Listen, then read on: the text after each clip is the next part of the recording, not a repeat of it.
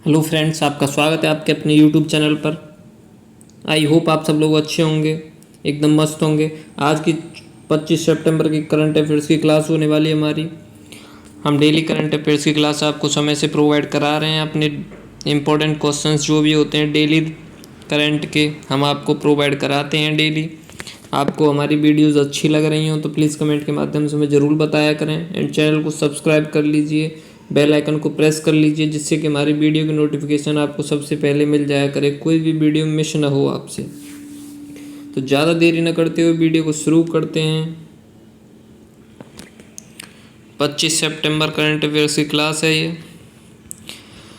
Video में पहले हम मोटिवेशनल कोट्स देख लेते हैं। जैसा कि हमारा डेली हम एक मोटिवेशनल कोट्स आपको देते हैं। तो मोटिवेशनल कोट्स क्या है? जीवन में सही समय कभी नहीं आता, जब आप शुरुआत कर देते हैं वही सही समय होता है। तो ये आज का मोटिवेशनल कोट्स रहा। जीवन में कभी सही समय नहीं आता है, जब आप शुरुआत कर देते हैं वही समय सही होता है। ये आज का मोटिवेशनल कोट्स रहा। आइए चलते हैं करंट अफेयर्स 2022 25 सितंबर। क्वेश्चन नंबर फर्स्ट आपके सामने स्क्रीन पर है। क्या कहता है क्वेश्चन नंबर फर्स्ट?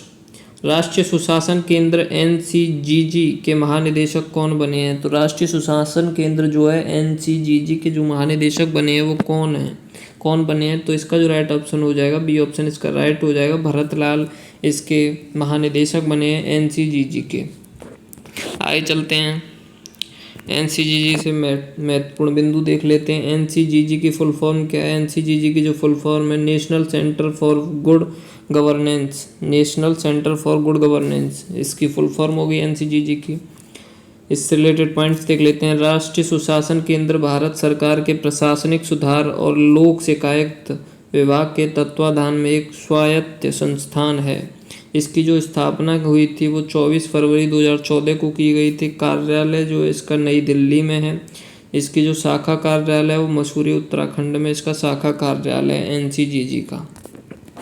आगे चलते हैं, पिछली टॉप 5 राष्ट्रीय नियुक्तियां देख लेते हैं। नंबर फर्स्ट, नीति आयोग के जो नए अध्यक्ष बने हैं उनका नाम क्या है? सुमन के बेरी। सुमन के बेरी नीति आयोग के नए अध्यक्ष बने हैं। नए उपाध्यक्ष, अध्यक्ष तो वही होता है जो PM होता है अपने देश का, वही नीति आयोग का अध्यक्ष होता है। तो जो उपाध्यक्ष बने हैं वो सुमन के बेरी को बनाया गया है। नंबर सेकंड, संघ लोक सेवा आयोग के नए अध्यक्ष कौन बने हैं? तो डॉक्टर मनोज सोनी। संघ UPSC के नए अध्यक्ष बने हैं डॉक्टर मनोज सोनी। भारतीय थल सेना के नए प्रमुख कौन बने? Air chief marshal Manoj Pande. Manoj Pande air chief marshal बने भारतीय थल सेना के प्रमुख। राष्ट्रीय रक्षा अकादमी NDA के नए कमांडेंट कौन बने हैं? अजय कोचर। अजय कोचर NDA के नए कमांडेंट बने हैं। नंबर 5, भारतीय वायुसेना अकादमी IAFA के नए कमांडेंट कौन बने? बी चंद्रशेखर। बी चंद्रशेखर जो हैं IAFA के नए कमांडेंट बने भारतीय वायुसेना अकादमी। आगे चलते हैं, नेक्स्ट क्वेश्चन आज की क्लास का। 15वें ब्रिक्स शिखर सम्मेलन 2023 में मेजबानी कौन सा देश करेगा? तो जो 15वें ब्रिक्स शिखर सम्मेलन होने वाला है 2023 में, उसकी मेजबानी कौन सा देश करेगा? तो इसका जो ए ऑप्शन राइट हो जाएगा, दक्षिण अफ्रीका इसकी मेजबानी करेगा 15वें ब्रिक्स शिखर सम्मेलन की, जो 2023 में आयोजन होगा। आगे चलते हैं, इससे रिलेटेड पॉइंट्स देख लेते हैं। 15वें ब्रिक्स शिखर सम्मेलन 2023 में मेजबानी दक्षिण अफ्रीका करेगा। इसका जो उद्देश्य है, इस सम्मेलन का उद्देश्य ब्रिक्स देशों और अन्य उभरती तथा विकासशील अर्थव्यवस्थाओं की सतत विकास की मूलभूत परियोजनाओं के लिए वित्तीय संसाधन जुटाना है। इसका उद्देश्य है ये। आगे चलते हैं, ब्रिक्स से रिलेटेड पॉइंट्स देख लेते हैं। ब्रिक्स 5 देशों का समूह है। पहले इसे ब्रिक के नाम से जाना जाता था, लेकिन 2010 में दक्षिण अफ्रीका के शामिल होने पर ब्रिक्स नाम से बदल गया था। पहले इसे ब्रिक के नाम से जाना जाता था, जब दक्षिण अफ्रीका इसमें शामिल किया गया तो ये 5 देश हो गए इसमें, जिसके नाम से इसे ब्रिक्स कह दिए। ब्रिक्स नाम इसका रख दिया गया। 5 देशों के समूह को ही ब्रिक्स कहते हैं। इसकी जो स्थापना हुई थी वो 2006 में हुई थी ब्रिक्स की। इसका जो मुख्यालय है वो शंघाई चीन में है। ब्रिक्स का मुख्यालय शंघाई चीन में है। ब्रिक्स के जो सदस्य देश हैं ब्राज़ील है, रूस, भारत, चीन और दक्षिण अफ्रीका, ये 5 देश इसके सदस्य देश हैं ब्रिक्स के। आगे चलते हैं। ब्रिक्स का जो पहला सम्मेलन कब हुआ था? जो ब्रिक्स का जो पहला सम्मेलन हुआ था वह जून 2009 में रूस के येकातेरिनबर्ग में हुआ था, जून 2009 में ब्रिक्स का पहला सम्मेलन। 14वां ब्रिक्स शिखर सम्मेलन 2022 कहाँ आयोजित हुआ? तो ये चीन में हुआ। 14वां ब्रिक्स शिखर सम्मेलन कहाँ आयोजित हुआ? ये चीन में आयोजित हुआ। आगे चलते हैं। नेक्स्ट क्वेश्चन आज की क्लास का, विश्व का सबसे ऊंचा 280 मीटर पुल कहाँ बनाया जाएगा? तो विश्व का जो सबसे ऊंचा 280 मीटर ऊंचा पुल कहाँ बनाया जाएगा? तो इसका जो राइट ऑप्शन हो जाएगा वो हो जाएगा डी ऑप्शन इसका राइट हो जाएगा। कालका शिमला राष्ट्रीय राजमार्ग हिमाचल प्रदेश में 280 मीटर ऊंचा विश्व का सबसे ऊंचा पुल बनाया जाएगा। आगे चलते हैं, इससे रिलेटेड पॉइंट्स देख लेते हैं। भारतीय राष्ट्रीय राजमार्ग प्राधिकरण NHAI द्वारा हिमाचल प्रदेश में कालका शिमला राष्ट्रीय राजमार्ग पर कैथली घाट और शिमला के बीच दुनिया का सबसे ऊंचा एक्स्ट्रा डोज ब्रिज बनाया जाएगा। दुनिया का सबसे ऊंचा एक्स्ट्रा डोज ब्रिज बनाया जाएगा, जिसकी जो ऊंचाई है वो 280 मीटर है। विश्व का सबसे ऊंचा है ये। आगे चलते हैं। यह जापान में बने 275 मीटर पुल से भी ऊंचा होगा। इस पुल की ऊंचाई 3 कुतुब मीनार से भी ज़्यादा होगी। मतलब इस पुल की जो ऊंचाई है वो 3 कुतुब मीनार खड़ी हो जाएं उससे भी ज़्यादा है। पुल निर्माण के लिए करीब 280 मीटर ऊंचाई वाली ड्राइंग तैयार की गई है। यह पुल स्टेट ऑफ आर्ट तकनीक से बनाया जा रहा है। यह जो पुल बनाया जा रहा है वो स्टेट ऑफ आर्ट तकनीक से बनाया जा रहा है। आगे चलते हैं। अगला क्वेश्चन आज की क्लास का, अंतर्राष्ट्रीय सांकेतिक भाषा दिवस 2022 कब मनाया गया है? तो इसका जो राइट ऑप्शन हो जाएगा 23 सितंबर को मनाया गया है। अंतर्राष्ट्रीय सांकेतिक भाषा दिवस 2022 23 सितंबर को मनाया गया है। इससे रिलेटेड पॉइंट्स देख लेते हैं। हर साल 23 सितंबर को दुनिया भर में अंतर्राष्ट्रीय सांकेतिक भाषा दिवस मनाया जाता है। इसका जो उद्देश्य है, यह दिवस सांकेतिक भाषाओं के बारे में जागरूकता बढ़ाने और सांकेतिक भाषाओं की स्थिति को मजबूत करने के लिए मनाया जाता है। अंतर्राष्ट्रीय सांकेतिक भाषा दिवस पहली बार 2018 में मनाया गया था। 2018 से ये लागू किया गया अंतर्राष्ट्रीय सांकेतिक भाषा दिवस। इसकी जो थीम है साइन लैंग्वेज यूनाइट अस। इसकी जो थीम है वो है साइन लैंग्वेज यूनाइट अस। आगे चलते हैं, पिछले टॉप 5 दिवस देख लेते हैं। विश्व अल्जाइमर दिवस जो मनाया गया था ये हम पिछली करंट अफेयर्स क्लास में करा चुके हैं। 21 सितंबर को विश्व अल्जाइमर दिवस मनाया गया था। विश्व शांति दिवस 21 सितंबर को मनाया गया था। विश्व रोगी सुरक्षा दिवस 17 सितंबर को मनाया गया था। विश्व ओजोन दिवस 16 सितंबर को मनाया गया था। विश्व आत्महत्या रोकथाम दिवस 2022 10 सितंबर को मनाया गया था। आगे चलते हैं। अगला क्वेश्चन आज की क्लास का, max Life Insurance Company Limited के नए ब्रांड एम्बेसडर कौन बने हैं? तो max Life Insurance Company Limited के जो नए ब्रांड एम्बेसडर बने हैं वो कौन बने हैं? तो इसका जो राइट ऑप्शन हो जाएगा वो सी ऑप्शन इसका राइट हो जाएगा। रोहित शर्मा एंड रितिका सचदेव, ये दोनों ही Max Life Insurance Company Limited के नए ब्रांड एम्बेसडर बने हैं, रोहित शर्मा और रितिका सचदेव। आगे चलते हैं। Max Life Insurance Company limited ने क्रिकेटर रोहित शर्मा और उनकी पत्नी रितिका सचदेव को अपना नया ब्रांड एम्बेसडर बनाया है। मैक्स लाइफ इंश्योरेंस कंपनी से लिमिटेड से रिलेटेड पॉइंट्स देख लेते हैं। Max Life Insurance Company limited की जो स्थापना हुई थी वो 2001 में हुई थी। इसका जो मुख्यालय है वो नई दिल्ली में है। MD एंड CEO जो हैं इसके प्रशांत त्रिपाठी हैं। इसके संस्थापक अनलजीत सिंह हैं। Max Life Insurance Company Limited के जो संस्थापक हैं वो अनलजीत सिंह हैं। आगे चलते हैं। अगला क्वेश्चन आज की क्लास का, भारत का पहला डगोंग संरक्षण रिजर्व किस राज्य में अधिसूचित किया गया है? भारत का पहला डगोंग संरक्षण रिजर्व किस राज्य में अधिसूचित किया गया है? तो इसका जो राइट ऑप्शन हो जाएगा वो हो जाएगा ए, तमिलनाडु में भारत का पहला डगोंग संरक्षण रिजर्व किया गया तमिलनाडु में। आगे चलते हैं, इससे रिलेटेड पॉइंट्स देख लेते हैं। भारत का पहला डुगोंग संरक्षण रिजर्व तमिलनाडु में अधिसूचित किया गया है। यह रिजर्व तमिलनाडु के तटीय क्षेत्र पाक खाड़ी में स्थापित किया गया। डुगोंग कंजर्वेशन रिजर्व 448 वर्ग किलोमीटर के क्षेत्र में फैला हुआ है। इसकी पहल तमिलनाडु राज्य सरकार ने सितंबर 2021 में डुगोंग के संरक्षण को लेकर की थी। तमिलनाडु सरकार की इस तरह की पहल से इन समुद्री जीवों के रहन क्षेत्रों को विकसित किया जाएगा और उन्हें संरक्षण प्रदान किया जाएगा। आइए चलते हैं तमिलनाडु से रिलेटेड पॉइंट्स देख लेते हैं। तमिलनाडु की जो राजधानी है वो चेन्नई है। मुख्यमंत्री तमिलनाडु के मुथुवेल करुणानिधि स्टालिन हैं। मुथुवेल करुणानिधि स्टालिन तमिलनाडु के मुख्यमंत्री हैं। तमिलनाडु के जो गवर्नर हैं वो आर.एन. रवि हैं। आर.एन. रवि तमिलनाडु के गवर्नर हैं। मुख्य न्यायाधीश कौन है तमिलनाडु के? एम.